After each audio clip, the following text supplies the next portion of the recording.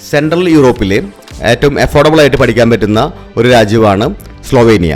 അതിന് തൊട്ടപ്പുറത്ത് കിടക്കുന്ന വേറെ രാജ്യമാണ് സ്ലോവാക്കിയ. രണ്ട് രാജ്യങ്ങളും ജർമ്മൻ ബിസിനസ്സായിട്ട് വളരെ ഡിപ്പെൻഡൻ്റ് ആയിട്ടുള്ളതാണ്. ഇവിടെ നടക്കുന്ന പല ബിസിനസ്സുകളുടെയും മെയിൻ ബയർ എന്ന് പറയുന്നത് ജർമ്മനിയാണ്. ജർമ്മനിയിലത്തെ പല പ്രൊഡക്റ്റുകളുടെയും ഔട്ട്സോഴ്സിങ് നടക്കുന്നത് ഈ രണ്ട് രാജ്യങ്ങളിലാണ്.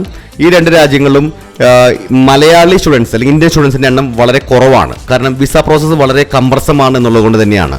പക്ഷേ ഇവിടുത്തെ എഡ്യൂക്കേഷൻ ക്വാളിറ്റി വളരെ നല്ലതായിട്ടുകൊണ്ട് തന്നെ അവിടെ പോയി പഠിക്കാൻ പറ്റുന്ന ആൾക്കാർക്ക് പെട്ടെന്ന് ജോലിയിൽ പ്രവേശിക്കാൻ പറ്റുന്നുണ്ട്.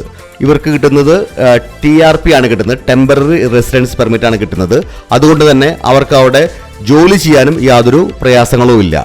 ധാരാളം ജോലികൾ അവൈലബിൾ ആയിട്ട് രാജ്യങ്ങളാണ്.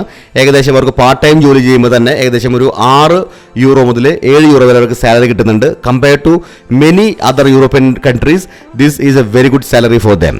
അപ്പം ഈ പറയുന്ന രാജ്യങ്ങളിൽ പഠിക്കാൻ പോവുകയാണെന്നുണ്ടെങ്കിൽ സ്ലോവേനിയയിൽ നിങ്ങൾ പഠിക്കുന്ന യൂണിവേഴ്സിറ്റി ഓഫ് മാരിബോർ എന്നുള്ള യൂണിവേഴ്സിറ്റി ഉണ്ട്. വളരെ നല്ല യൂണിവേഴ്സിറ്റിയാണ്, വളരെ ഹൈലി റാങ്ക്ഡ് ആയിട്ടുള്ള യൂണിവേഴ്സിറ്റിയാണ്. അവിടുത്തെ അപ്ലിക്കേഷൻസ് നേരത്തെ ചെയ്യണം, കാരണം സെപ്റ്റംബറിൽ മാത്രമേ അവിടെ ഇൻടേക്ക് ഉള്ളൂ. അപ്പം നമ്മൾ അടുത്ത ഒരു ഫെബ്രുവരി പകുതി ആകുമ്പോഴേക്കും അപ്ലിക്കേഷൻ കൊടുത്തു കഴിഞ്ഞാൽ മാത്രമേ നമുക്ക് സെപ്റ്റംബറിൽ നമുക്ക് ഫ്ലൈ ചെയ്യാൻ പറ്റുള്ളൂ. ഇതിൽ വിസ എന്ന് പറയുന്നത് ഒരു കംപ്രസം പ്രൊസീജിയറാണ്. ഏകദേശം ഒരു 6 മുതൽ 8 മാസം വരെ വിസ പ്രോസസ്സറായിട്ട് ചിലവാകുന്ന സമയങ്ങളാണ്. അപ്പോൾ അതുകൊണ്ട് 2025 സെപ്റ്റംബറിലേക്ക് അപ്ലൈ ചെയ്യാനുള്ള കുട്ടികൾ ഇപ്പോൾ തന്നെ ഈ മാരിബോറിലേക്കുള്ള ആപ്ലിക്കേഷൻ മൂവ് ചെയ്ത് കഴിഞ്ഞാൽ നിങ്ങളുടെ വിസ പ്രോസസ്സ് സമയത്ത് നടക്കുകയും നിങ്ങൾക്ക് സമയത്ത് തന്നെ കോളേജിൽ പ്രവേശിക്കാനായിട്ട് പറ്റുകയും ചെയ്യും.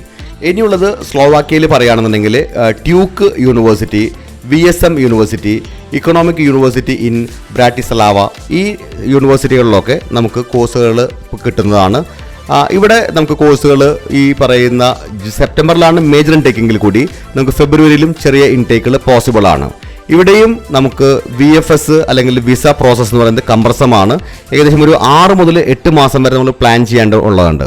അപ്പോൾ അതുകൊണ്ട് തന്നെ ഈ രാജ്യങ്ങൾക്ക് അപ്ലൈ ചെയ്യുന്ന കുട്ടികൾ എത്രയും പെട്ടെന്ന് യൂണിവേഴ്സിറ്റിയിൽ അപ്ലൈ ചെയ്തിട്ട് യൂണിവേഴ്സിറ്റി ഡോക്യുമെൻറ്റ്സ് റെഡിയാക്കി വെച്ച് കഴിഞ്ഞ് കഴിഞ്ഞാൽ നമുക്ക് വിസയ്ക്ക് വേണ്ടിയിട്ട് ഒരു 2 മാസം എക്സ്ട്രാ പോയി കഴിഞ്ഞ് കഴിഞ്ഞാലും നമുക്കൊന്നും പേടിക്കാതെ കറക്റ്റ് സമയത്ത് തന്നെ യൂണിവേഴ്സിറ്റിയിൽ പ്രവേശിക്കാൻ പറ്റും.